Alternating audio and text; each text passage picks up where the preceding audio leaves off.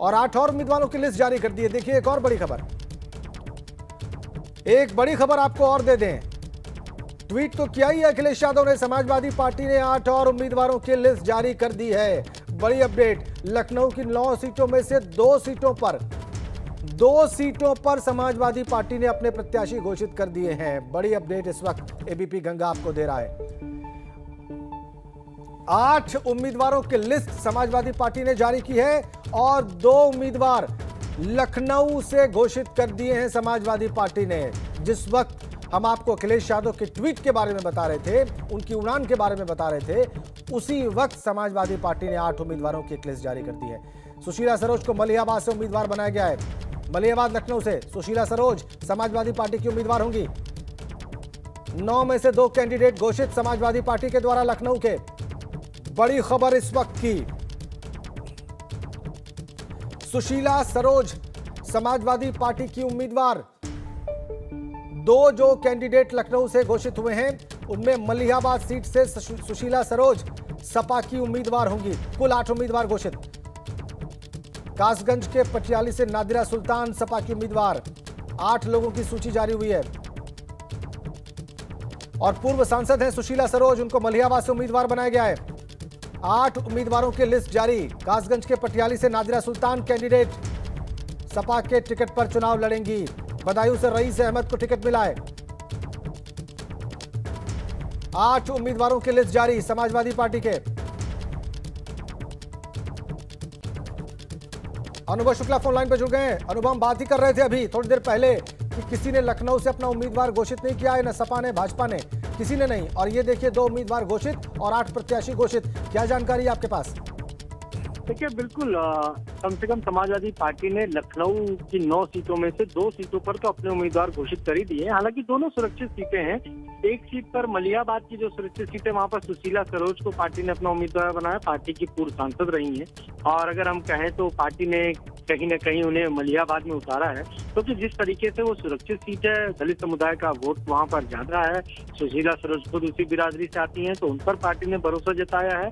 और मोहनलालगंज की जो सुरक्षित सीट है वहां पर अमरीश पुष्कर 2017 में भी जीते थे और इस बार भी पार्टी ने उन्हें रिटेन किया है, यानी उन्हें फिर से मौका दिया है पार्टी ने।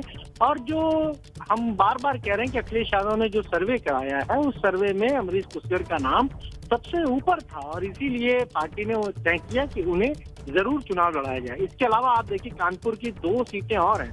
कानपुर देहात की एक सीट है सिकंदरा की, वहां पर एक ब्राह्मण चेहरे को पार्टी लड़ा रही है, प्रभाकर पांडे को उम्मीदवार बनाया है। वहीं अगर कानपुर नगर में जो कानपुर कैंट की सीट है वहां पर मोहम्मद हसन रूमी को पार्टी ने अपना उम्मीदवार बनाया है। इसमें हमें, अगर हम इस पूरी लिस्ट को देख रहे हैं तो 8 में आप देखिए 3 जो है वो महिला उम्मीदवार हैं। यानी कासगंज की पटियाली सीट पर नादिरा सुल्तान है, लखनऊ की मलिहाबाद सीट पर सुशीला सरोज है और बांदा में श्रीमती मंजुला सिंह है। तो पार्टी ने अगर इस तरह से इस लिस्ट को देखिए तो 8 में अगर 3 महिला उम्मीदवारों को टिकट दिया है। वही सिधौली सीट जो है सीतापुर की, वो भी रिजर्व सीट है। हरगोविंद भार्गव जो बसपा छोड़कर आए थे, जीते हुए विधायक थे वहाँ, उनको समाजवादी पार्टी ने अपना उम्मीदवार बनाया है और इंतजार वो खुद कर रहे थे कि कब उनका नाम आएगा। तो इस लिस्ट में खैर उनका नाम आ गया है और 8 उम्मीदवार ये पार्टी ने अपने घोषित किए हैं। बदायूं में देखिए रईस अहमद को पार्टी ने उम्मीदवार बनाया। कोशिश यही है, कई बार जातीय समीकरणों को भी पार्टी देख रही है और कई बार ये देख रही है कि दूसरे दलों के कौन उम्मीदवार है और उसके आधार पर भी हमें लग रहा है इस लिस्ट को देखकर ये तय किया गया कि ठीक है, अगर इस पार्टी का उम्मीदवार यहाँ पर इस बिरादरी का है तो हम इस बिरादरी के व्यक्ति को चुनाव लड़ाएंगे। इस लिस्ट को देखकर तो कुछ ऐसा ही लग रहा है, आभास हो रहा है। लेकिन ये जरूर है कि लखनऊ की 9 में से 2 सीटों पर अब कम से कम समाजवादी पार्टी ने अपने उम्मीदवार घोषित कर दिए हैं और अब ये मान के चलिए कि बीजेपी भी आगे पीछे अब लखनऊ की सभी सीटों पर अपने उम्मीदवारों के नाम का ऐलान कर सकती है जल्दी।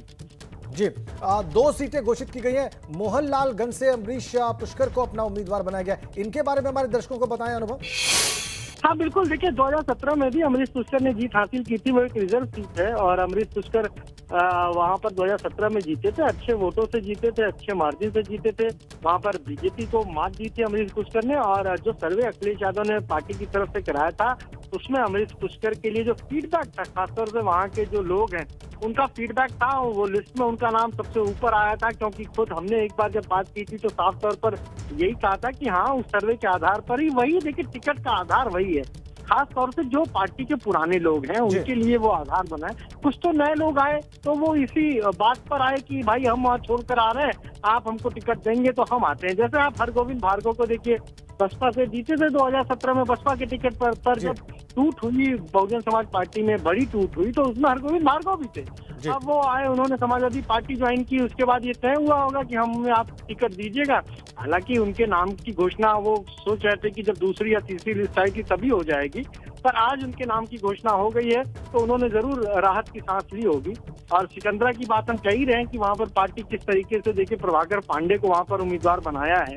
ये जो कानपुर देहात की जो सीट है, सिकंदरा सीट है, तो 2017 के बाद अगर आप देखिए जिस तरीके से वहां पर इक्वेशंस होंगी, जो अगर हम कहें जाति समीकरण होंगे, वो भी एक बड़ा आधार है। और केवल हमें समाजवादी पार्टी की इस लिस्ट में ही नहीं वो नजर आ रहा है, वो हमें हर दल की जो भी लिस्ट आ रही है कैंडिडेट की, उन सब की लिस्ट में वो एक फैक्टर बिल्कुल ठीक बात है, जाति समीकरणों का भरपूर ख्याल रखा गया है सभी दलों की लिस्ट में। बिल्कुल ठीक कहा आपने अनुभव।